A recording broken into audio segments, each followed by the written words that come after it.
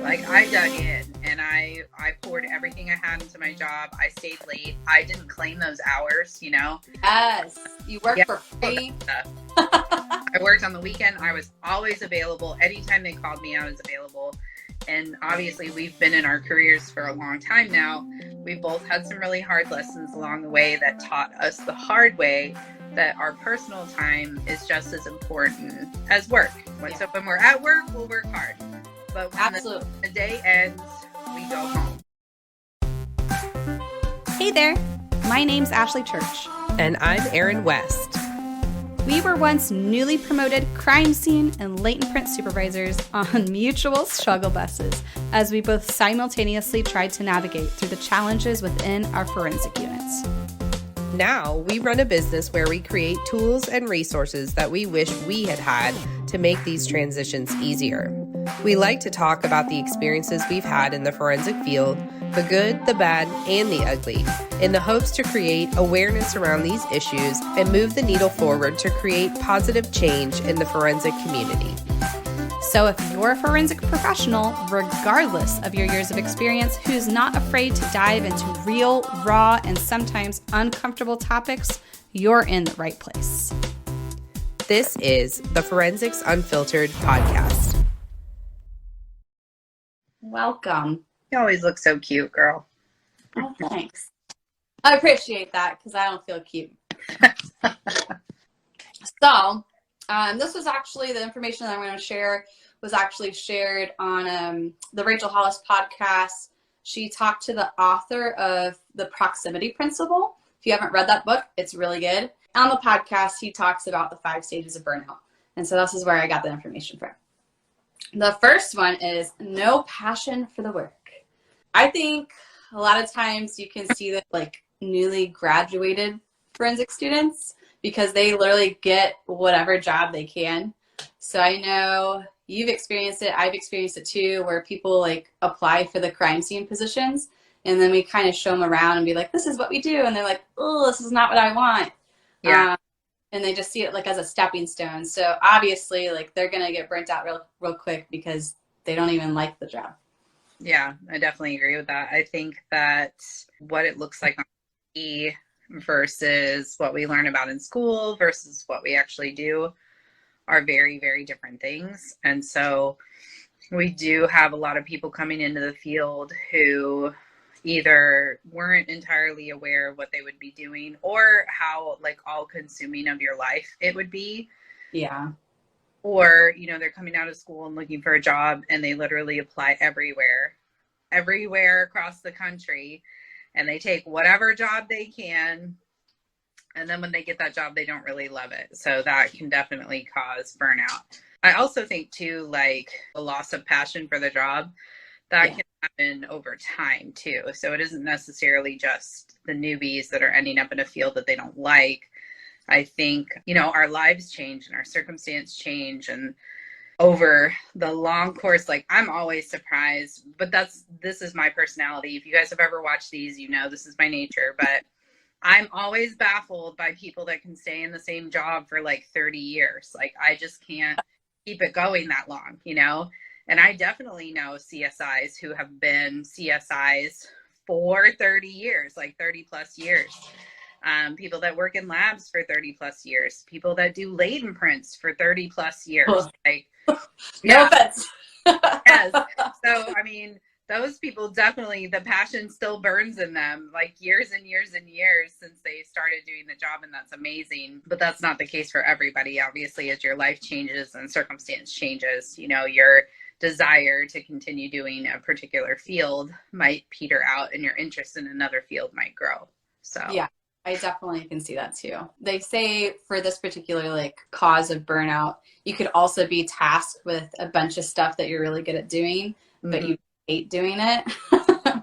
So in that aspect, you may not hate like all of the job, but the stuff that they keep shoving your way, you're like, oh, I cannot stand this stuff. Yep. Yeah, that's definitely true. So I think when you're getting into forensics, before you really specialize, if you're getting into like a generalized like crime scene unit or something like that, you're really doing little bits of everything. Become really proficient and really good at one particular thing. They may end up like always directing that thing to you, even if it's not something that you enjoy. So, yeah. I mean, this is going to sound insensitive if you're not in forensics, but like I can say from a crime scene investigator perspective, like there was a certain level of like, okay, I got this under the belt, and the more violent crimes were way more exciting to me. And so I'd get really annoyed when you have to go do like those burglaries or those nonviolent crimes. I'm like, this is a waste of my skills. Yeah, well, the more violent crimes, they're more challenging. The cases are more complex, so those are more challenging for you. Once you get to be more seasoned in your career, the more minor crimes are you're kind of utilizing like more basic crime scene skills. Yeah, so, I really like the agencies that have kind of a tiered approach. So like when you're a new hire, you get, you know, the baby crimes, the nonviolent crimes. And I think that's really great for newbies because it feels like you have less of a chance to screw something up, or if you do, it's not as significant. And then they, you know, once you get more senior in the unit, then you kind of level up to the more violent crimes. I like that. I think that's a great way to reduce at least a little bit of the burnout. Yeah, I like the idea of it too.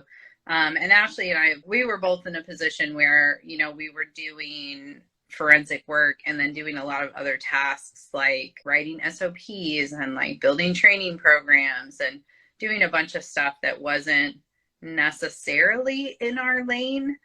And that stuff causes burnout really bad too. Or if you have like, I know we talk a lot about crime scene units in here, but we're really talking about all forensics. But you know, if you have your forensic unit going and taking a bunch of photographs and doing a bunch of stuff with Girl Scouts and doing like this and that and all of these. When she says photographs, she means like award ceremonies. Yeah, literally like taking photo ops of, you know, the new hires and whatever.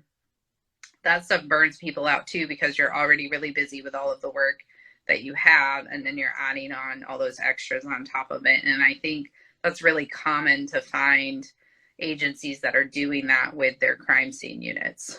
Some of that stuff is fun and I volunteered for it, like, but there's some people that hate it, number one.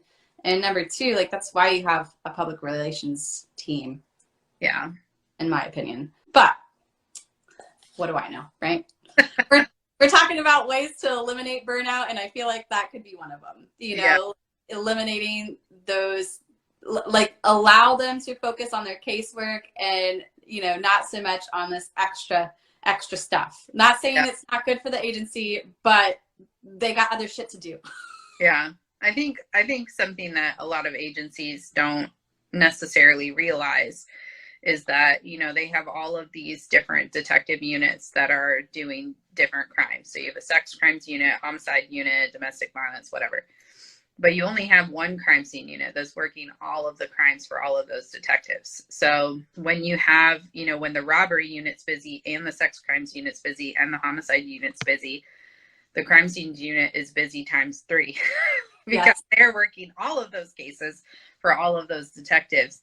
And so a lot of times we, you know, agencies don't always notice that the crime scene unit is really exhausted, that everybody's been out all day and all night for, you know, a week at a time or whatever. And then they add something on like, oh, and we need you to do an award ceremony on top of all of that when you've been out on search warrants and all these different cases. And that causes forensic professionals to get a little bitter. Yeah. There's only so much like you can take on. Yeah. Especially if they're going to like ream your ass about, you know, why didn't you prioritize this case or something? It's like, well, I would have. Yeah. Yeah. I definitely had a hypothetical prior agency that I used to work for, may or may not have worked for. My husband was getting an award, and because the CSIs always photograph the award ceremony, they told me that I couldn't go attend the award ceremony as like his spouse. I had to photograph it because how could they justify me being there without one of us photographing it? So literally, like, while my husband was receiving like a pretty prestigious award for the agency, I was kneeling at the foot of the stage taking photographs of everybody. I'm like, this is so fun. Like, but I feel like that's not hugely uncommon. So No, it's not. You hear about it all the time. yeah. Like, they have the nice cameras, right? Yeah. So Okay. Rob mentioned that one topic that needs to be taught is case management, because poor organization can lead to burnout. I definitely agree with that. Yeah. So I think we have changing priorities in our casework all the time, and not everybody's very effective at, changing what they need to work on next. And or It's a mindset thing, because like some people just operate chronologically, and if you go out of that order, it sends them off edge. Yeah. They're like, no, I can't, I don't compute. yeah, we do have a lot of very meticulous professionals in our field, and a lot of them are very orderly and like list people and all of that, and that is not always efficient. So it is not always efficient to go from A to Z. Sometimes to get through things a little more efficiently, we have to be like, okay, I'm going to work on A. Now I'm going to work on F. Then I'm going to go back to C. So, and we have to wrap our minds around that. And that is very hard for some people, for sure. And we'll talk a little bit more about this in cause number 3. Yeah. So cause number 2 is boredom.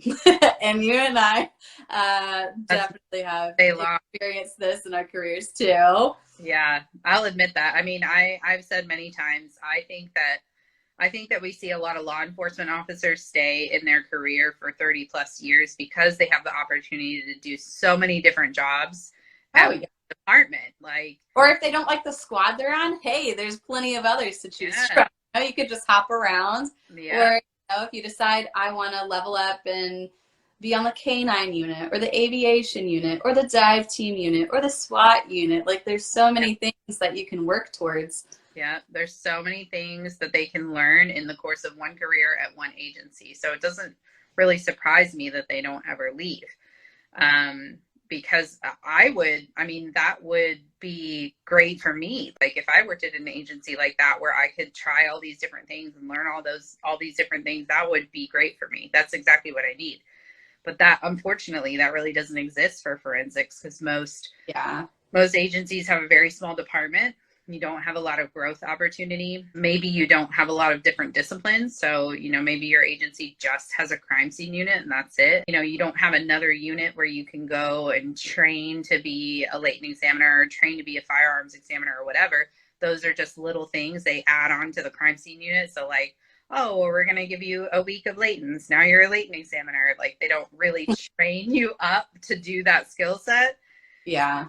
So it's not surprising that, like, on top of the workload and the call outs and all of that stuff, that CSIs eventually, not just CSIs, forensic professionals eventually get bored.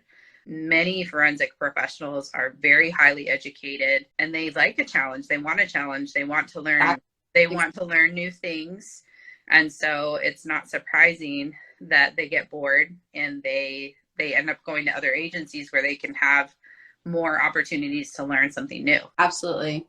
And like you said, just a new challenge. Like, I want different tasks, different responsibilities. Like I definitely am not the person that can rinse and repeat for 30 years. Like give me something else to do. I can't. More power to you guys that can hang in for 20, 30 years. I can't. It's death for me. And like you said, the growth opportunity, like, some people are waiting over a decade just to get like the next bump up, like the assistant squad leader spot or something like that. Yeah. They're waiting. And there's only one position open and they're fighting with 5 other people. And it's like, okay. Yeah. So like my supervisor's going to retire in 20 years. So if I just hang in there, I might I'll get it.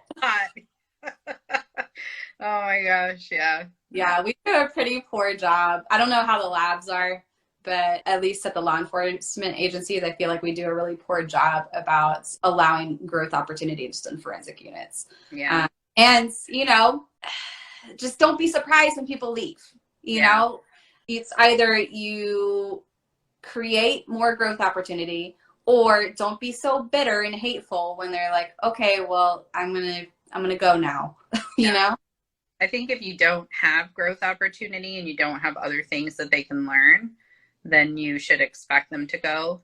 And I also think if you work for an agency where you do have opportunity for them to transfer to another unit and learn something new, like, don't be butthurt if they want to transfer.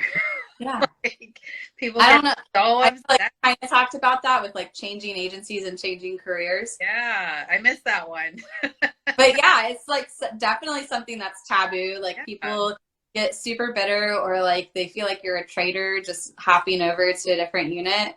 But what do you expect them to do? I've actually heard quite a few stories about like agencies that have that opportunity where they have multiple different units that forensic people can go into, and they have let people transfer and learn a new skill and do that for a couple of years. Okay. So the third one, which I think is going to be the bulkiest of our conversation, is overwhelm. Because I think that runs very deep in like all forensic units. It doesn't matter if you're crime scene or latents or in the lab.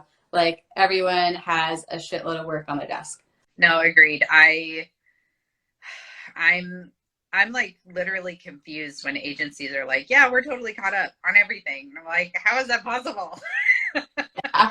So, like, you're not understaffed like the rest of us are? Yeah. Yeah, I mean, most agencies are working understaffed, one. Two, like they have a larger caseload than the amount of people that they have. And a lot of agencies have gotten really efficient about like, well, this is how many staff I have. And so I'm gonna look at my casework and decide how I can work more efficiently to get through more casework. So You think that though, but then we present that idea and it gives people heartburn. Oh, like yeah. You're telling me I have to skip this part. It's like, yeah, it's either you continue to have a ever-going backlog, Yeah. or you have to trim some fat.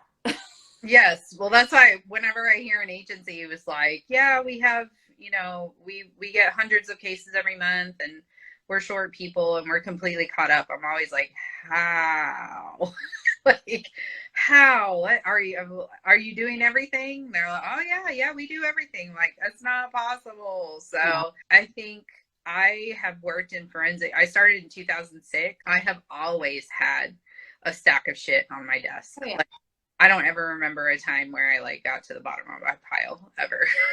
ever. Like, I always had tons of crime scene reports that were pending, always had in-house backed up, always had, like, when I started here, latents, tons and tons of latents. I mean, still, I transferred into this position in January, and like, I'm really not taking new cases anymore because I have so much other stuff going on, and I literally cannot get the cases I have off my desk. Like, I can't get them worked. So that is a heavy burden for all forensic professionals. Like, crime rates continue to increase, staffing continue to go down. I do feel like if you're coming into this field, like, you just have to get in the mindset of like, it's just the way it is. I guess that's awful to say. I don't know. But just like having piles of stuff on your desk it's fine as long as you have iced coffee, right? I'm dead inside. It's fine. I just got my iced coffee. Fine. I'll just have more iced coffee. Well, okay. So I'm not trying to like throw leadership under the bus, but I do think, going off of what you said, whenever we talk about stats, people are always like, oh, stats, no. Like, yeah. But you know, I truly don't think leadership is doing enough to justify that they need more staff if they're not using statistics to back that up. So explain how you did that with the backlog and the caseload. Oh, I mean, we keep insane stats. Like, if you guys have ever taken our supervision class, like, we will show you guys and share our stat logs with you guys. And most people in the class are like, I roll, like, those stats are insane, you know? But we use them all the time to justify all kinds of stuff. So this year we just got another latent examiner position, which basically I took our stats and said, you know, like, this is our current level of backlog. This is how many cases a trained latent examiner can work. And I had been tracking that for years. We've kept stats for years. So I can tell you on average exactly how many cases a fully trained latent examiner can work at our agency, doing all the things that we do. And I extrapolated that into the future And I was like, okay, this is our percent of increase in cases every year based on our crime rate. This is how many cases our examiners can work. So I basically said, like, if we don't hire an examiner, then in 2022, this will be our backlog. In 2023, this will be our backlog. In 2024, this will be our backlog. And I just showed like the backlog continuing to grow. Yeah. And that's how you have to talk to the chain of command. Yeah. So what most people do in forensic units that are in leadership, because no one ever taught them, it's not their fault. But all they do is send up a memo or a request like, hey, we need a new position. But they don't have compelling stats like that to show like, okay, well, this is how far we're going to be in the weeds in 5 years. Would you like to add another position now? You know. And so far is to say like all the reasons why that impacts the community. Because really at the end of the day, that's what the agency is concerned about, you know. I went through even like I showed how much of a backlog we would have in the next, how much the backlog would increase. But then I also was like, you know, this is going to impact our community in ways, you know, like we're not going to be able to close out cases. We're going to have difficulty prosecuting, like all of these different things to justify that position.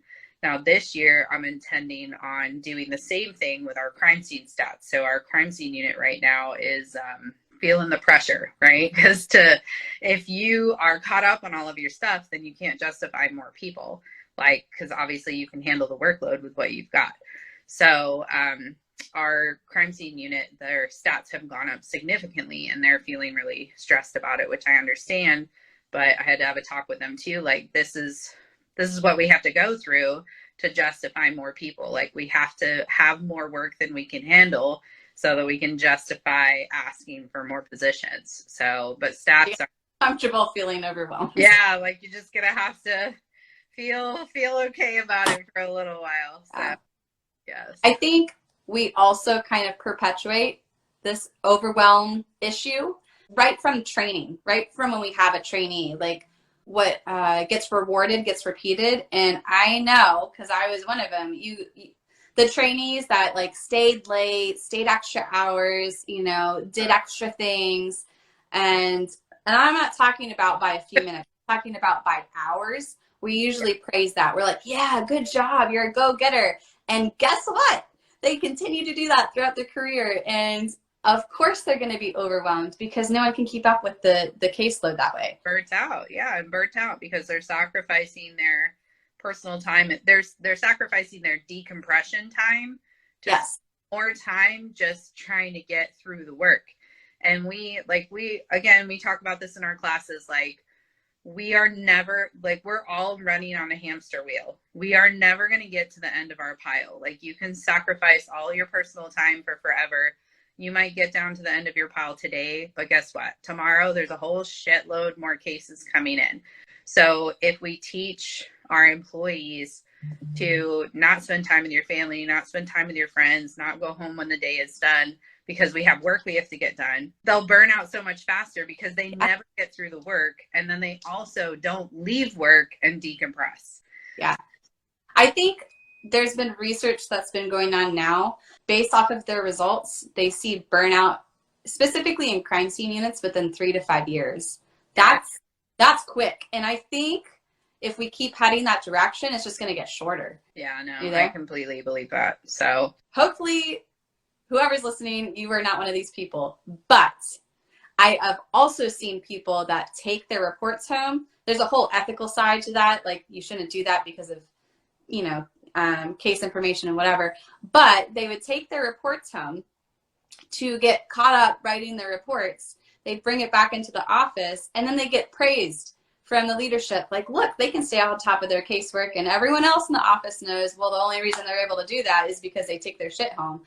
So don't be that person, number one. Like, don't get us wrong. Like, we definitely stay late. We definitely work over our hours. But, I mean, we've both had some hard lessons, like hard lessons throughout our career that have really taught us, because I was 100% that way when I first started my career. Ashley probably too. Just knowing her personality, she probably was too. Like, I dug in and I poured everything I had into my job. I stayed late. I didn't claim those hours, you know. Yes. You worked for free. I worked on the weekend. I was always available. Anytime they called me, I was available. and obviously we've been in our careers for a long time now.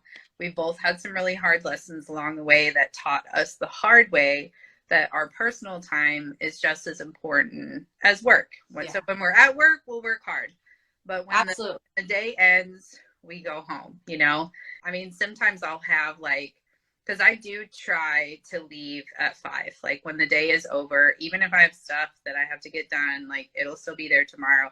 And I've had some of my command staff tease me about like, oh, you work banker's hours, like stuff like that.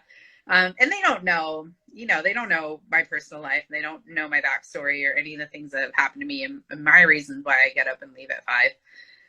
But you guys should too, okay? Get up, go home, go out to dinner with your spouse, whatever, you know, like do the reports will be there. Yeah. They'll be there tomorrow. Definitely will still be there. So there's obviously got to be a give and take, because you're either going to take on more cases. Like I know that from training, there's like people I ran into like in North Carolina, and they would have 8 cases a night, and they have to write their reports before they go home. Yeah. And there is no way in hell they're doing the same level of documentation that we were doing in Osceola. So it's a give and take, you know? Yeah. You either have to expect that if you can't afford more staff, then you have to reduce the number of forensic services that you offer, the number of processes that you offer, or, you know, completely, like, I think they were at the point where any evidence, it doesn't matter what it was, like swabbing for DNA, processing for prints, that was all done by another lab. And that's the only way you could do it. Yeah. You know? And we've heard so many things for the latent unit too. Like I've heard of so many different things different agencies are doing to be more efficient with their casework. And I can tell you personally, like when I heard some of the things that other agencies were doing, I was like, oh, scandalous. Oh, you can't do that. And now I'm like, there might be some merit to that, you know? So yeah, I mean, every agency is like just doing the best they can with what they have, but absolutely something has to give. Either you do all the things every time and stuff just backs up, stuff just starts to stack up, or, you know, is it more important for your community and the victims in your community and the people in your unit to be able to do something on every case, even if it's not all the things, versus doing all the things on just a few cases, because you don't have time to get to all of them, you know, or you're getting to them like a year or 2 years down the road. Like what's better for your which for the nonviolent crimes, that's not going to help you. Like the statute of limitations already done. Yeah. So number 4, this is gonna, I'm sure some people are gonna roll their eyes, is underappreciated. Oh yeah. If you're underappreciated, I'm not talking about for like a year or 2. I'm talking about the duration. Some people are never recognized or awarded or anything. And they constantly see, like, I remember being involved in cases and every single person, like the dispatcher, the, you know, first responding deputy, the detective, like every single person in that case would be recognized and they'd forget the crime scene unit. And there's only so many times that you can go through that experience over and over and over again where you're just like, man, what am I doing? I mean, the forensic units are literally helping solve crimes. Like oftentimes our latent print unit is providing a suspect name to the detectives. And, you know, sometimes those kinds of things will be issued out, or it'd be like, way to go, Detective so-and-so. Like, well, Detective so-and-so wouldn't even have a name if it wasn't for the latent print unit, you know? Yes. The forensic unit, like stuff like that. So, but we hear a lot. It's not even just the other people that we work with. I mean, because we train all leaders, like everybody that we're training is a leader in their unit. We hear a lot of people like, well, why would I give them praise for that? They're just doing their job. And we argue that you can still tell somebody that they're doing a kick-ass job, even if they're supposed to be doing that thing. Like, it's okay to be like, you know what? You kicked ass today. Absolutely. And in this category, they said it's little to no recognition or rewards for contribution combined with low compensation, because that's also another way or another form that you can show appreciation. And I know, like you said, we teach leaders Like this last batch of forensic field training officers, very low percentage of them are actually getting paid to be a field training officer. So they're taking on this extra responsibility. It's a very high liability responsibility too, and they're not getting compensated or recognized for it. Yeah, and for a lot of us, truly, there's nothing we can do about the pay, or very little we can do about the pay. And that's why recognition is so important. Yeah, if we the pay, that's not immediate, and it doesn't last forever. You know, if you get your people a small raise, I mean, they'll be excited for a week or two, and then that move on. extra dollars on their paycheck is spent, and it's not, you know, it's not enough to, like, most of us are not arguing and getting our people like 15% raises. That really just doesn't happen. So, but the recognition thing, I think there are big ways that you can give your people recognition that really are at no cost to you at all. Like, I worked for a department that gave out, they were little glass plaques, and they had like a word on them, like achievement and a quote or whatever, and they were free. And you could put anybody in for one of those plaques. Like, you would just type up like a little blurb about what they did, and then they would get that nice glass plaque. Yes, it takes like 5 minutes of your day, but that's a nice little something, you know? Even I think like just writing a memo to say like so-and-so did whatever, like, it's so sad. I tell this story in some of our classes. Yeah. Tell it. It's so sad. Yeah. At our agency, we have civilian like employees of the month, and we have sworn employees of the month. And so I put one of my people in for civilian employee of the month, and she was selected. I put one of the latent examiners in for it. She was selected. She was awarded an employee of the month. And then when the end of the year came around, she was actually awarded employee of the year as well. And what I found out at the end of the year was that of all the civilian supervisors, only 2 employees had been put in for the entire year. So she had a 50-50 shot of getting employee of the year, which they awarded it to her.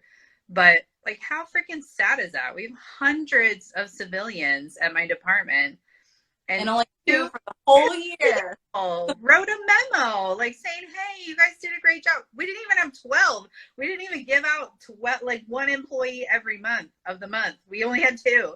And then 2 people to choose from for employee of the year. Now, for employee of the month and employee of the year, like, she got free days off, and like they gave her like a jacket, like all this stuff that didn't cost me. It didn't cost me a penny besides just writing the memo and submitting it to the awards committee. And she got like, I think in total she ended up getting like 4 days paid off. Like, that's a nice reward for working hard. And it literally took barely any of my time and very minimal effort just to say like, thanks, you know? So like, how many of us do that? You don't have to be a supervisor to do that. You can put anybody in for an award, like, just thanks for helping me out. And even if they don't get something like that, they can still get recognition from their agency, like get recognition in award ceremonies. Maybe they get a little plaque or a little pin that they can wear on their uniform or whatever. It's just nice to be acknowledged, you know? Yeah, so I think that's longer lasting than just a couple cents yeah. extra on my paycheck. We did do at the FBI lab, we had an anonymous, I don't remember what we called it, literally what's coming to mind is the snap cup. It was not a snap cup. But, yeah, snap cup. But it was literally like anybody could put in a comment about anybody else, and we would read those off at the monthly meeting too. And they were really nice. Like, people were like, you know, so-and-so helped me on my casework the other day, and it was really such a great help, and I really appreciated it. Like, nobody ever says that to your face. That's so nice to hear that stuff in that kind and she doesn't even have the feels, guys. I don't. Nobody's ever. I do. I'm all about it. Ever. But it's still nice to hear that. So yeah. We want to talk about solutions to reduce burnout. I could 100% use a nap every day. You know, actually, I know they haven't done a lot of studies on like forensic professionals, but I saw a wellness webinar. I went to it for law enforcement, and it was talking about like, they've done a lot of research on law enforcement, and talking about like allowing law enforcement to work out during the day really helps with, like, they know that law enforcement officers get heart disease and other problems and PTSD and all of that kind of stuff, and just allowing them to work out paid on their shift reduces health problems significantly. And literally at the end of the class, they were like, is there any other like disciplines or whatever? And I actually wrote in there, I was like, I would be interested to know these stats for forensics, because I think that if they put those kinds of wellness things in place for some of the people in our field, that would probably make a significant difference as well. I think so too. I mean, there's studies on it regardless of what field you work in. Like, you need that brain break if you actually want to continue being productive throughout the day. Like, there's no way that you can be productive for a full 8 hours. And I know that some people that are completely reconstructing like a forensic unit, they're trying to add decompression rooms too, which I think would be a great idea. Yeah. To try to help reduce burnout, especially like they had to have done those studies for firefighters for them to have those types of rooms, right? Sure, yeah, fire and law enforcement for sure. Now they're spreading into like paramedics, and they're spreading into like comm centers. Dispatchers, yeah. Yeah, but they still don't really, I don't think anybody's really looked into forensics yet. So they should. Any grad students here? That's a fantastic research project. Oh my gosh, do your thesis on it. Tell us the results. Okay, so the last one is toxic environment that can lead to burnout. Absolutely. We've seen it all the time. I'm not going to name names, but it's been the office climate, the working conditions, and or coworkers make the job unenjoyable. And all of that is usually a result of bad leadership. Yep. 100%. That's something that I think we have a lot of supervisors come to the supervision class like looking for like a fix for their units. And I think some of them get really offended when we're like, listen, if you got problems in your unit, almost always it comes down to the supervisor, like almost every time. So even if you're like, well, it's specifically Sally in my unit who's a problem. But you're not dealing with Sally. But you're not handling Sally. Yeah. So you're not handling Sally the way that needs to be handled. So Sally's pissing everybody else off.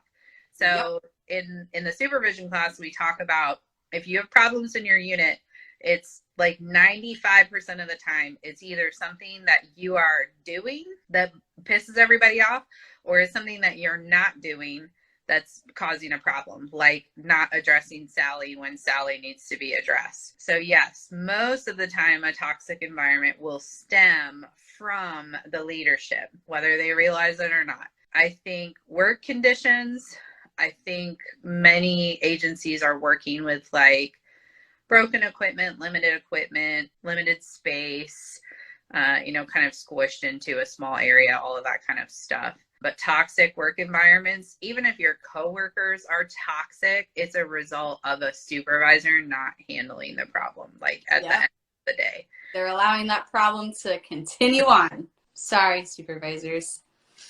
Yeah, I know. Supervisors don't like to hear that because we want to just like pin the blame on one person and be like, well, their behavior is out of control or whatever. Well, at the end of the day, we're not addressing the behavior or whatever. The problem usually rolls back on us. Yep. So those are the 5 things that can lead to burnout, and it's definitely prevalent in all forensic units, I think. Unless you just work at a really amazing one, I'm not saying that's impossible. There are definitely those out there where people are like, no, we're all good. Like, we're all happy. But if you are out. I even though I love to hear that, that's great. I also think that's temporary. Like, yeah, people tell me that, I'm like, it's just a temporary thing. Like, over time, the unit. Not to be cynical. The unit will change. The people will change. People will leave. You'll get new employees in. Equipment and technology will change. So even if everything is like perfect and harmonious for a period of time, like there'll be a time when that changes, the environment changes. So I think some things that we can do to counteract burnout is like, 1, go home when your damn shift is done. Okay. Leave your stuff on your desk and come back to it tomorrow. It's okay. And like, yes. Take a day off. Take your fucking vacation. Like, you don't get an award for how many vacation hours you have, Like, if some people pride themselves, like, I have 500 vacation hours, that means you need a freaking vacation, okay? I'll even suggest it sometimes. Like I have one of my employees right now, she's got almost 700 hours. And every time God. you should take some time off. You know? Like now, whatever. If she doesn't want to take it off, she doesn't want to take it off. But I mean, I don't even care. Like they don't even have to tell me why they're taking off. Like if you've got the time, take it, enjoy it, like whatever. So yeah, use your PTO, take your time, obviously be responsible. We're not telling you to burn every inch of time that you have left, but like don't feel guilty about I really want to go to my sister's wedding, or I really want to go to my son's football game, or I really want to go to whatever. I've heard so many people say like, oh, I can't do that because I can't take off work. Listen, nobody's going to die. It'll be fine. Like the office will survive without you. It's perfectly fine. Continue to do that, like staying on the same topic. If you continue to do that over a long period of time, do not be surprised when you feel burned out. Yeah. I mean, honestly, my husband's one of those. He likes to see the time in the bank. Like he'll be like, oh, I'm what are you saving it for if you're not going to go on vacation? My comp time bank, I want to hit like so many hours in my bank. I'm like, for what? You know? And then you'll talk to him about like, hey, do you want to take a day off? And he'll, you know, feel stressed about it. And like, I don't always want to. I mean, we take time off to go teach and stuff like that. And sometimes I feel bad where I'm like, oh, I'm taking off another week, you know, but everybody will be fine. Everybody will survive. It will be okay. So take some time off, go home when your day is done. If your shift starts at 8, do not get there at 7:15 every morning and give 45 minutes of your morning to the office for free every single day. Don't give your time away for free. Your time is valuable. Go home, enjoy your family, get a hobby that is unrelated to work. You must do something that you enjoy doing that has nothing to do with your office, nothing to do with work. That does not mean like you go home and watch crime dramas or you go to the shooting range and you shoot firearms or whatever. You have to do something unrelated to work. Make friends and hobbies and things outside of the workplace. Get massages. We like massages. We highly recommend happy. And happy people just don't kill their husbands. Right. Just get a massage. And I think I miss the conversation about like changing jobs and stuff like that. But if you're bored out of your mind and you're really tired of doing what you're doing and there's nowhere for you to go at your agency, like it's not going to get better if you stay there for 15 more years. So you either have to talk with your leadership about like, I need more challenges and more growth opportunity and see if there's an avenue for that for you at your agency, or you have to look elsewhere, you know, because life is short and you should be happy. Yes, we preach this all the time. Yes. You're going to continue to be miserable. And if you're miserable, the other people in your unit are also going to be miserable. Yeah. So, you know, sometimes the whole point of this is you have to do a little bit of self-reflection and figure out why you're burnt out in the first place. Is it because I don't have passion for the work? Is it because I'm overwhelmed? Is it because I'm bored? Is it because I feel underappreciated? And is it because there's a toxic environment, or all of the above? And figure out ways that you can alleviate some of that burnout. Like Erin said, maybe that would require you to go to a different agency or go to a different unit or try a new challenge. Or you might have to ask your leadership for things in order to kind of alleviate that burnout. But if you're feeling that sort of way, figure out what the root cause is and try to alleviate the symptoms. It doesn't generally get better. You're just going to start to feel more hostile. You're just gonna you shut down and you just start to feel screw it, you know? So, yeah. We've seen that too. I've seen that in forensic units where either people shut down or they just have that screw it mentality, and then they just, that can kind of get a little bit dangerous too, you know? You don't want that in the forensic field. Yeah, definitely not. Definitely not. So hopefully this helps you. I know a lot of you guys are probably in that burnout stage right now. You are not alone. We've all felt that. But there are some things that are within your control to help. Thanks for joining us again, guys. Bye. Thank you so much for being here and listening to Forensics Unfiltered. If you liked this episode, would you do us a favor and leave a review letting us know specifically what you liked about this topic? It will only take a minute, but it will really help us plan future episodes so we can bring you more topics that you want to listen to. We'll be sure to provide any links from today's episode in our show notes on our website. Head to www.gapscience.com. Until next time, stay safe out there.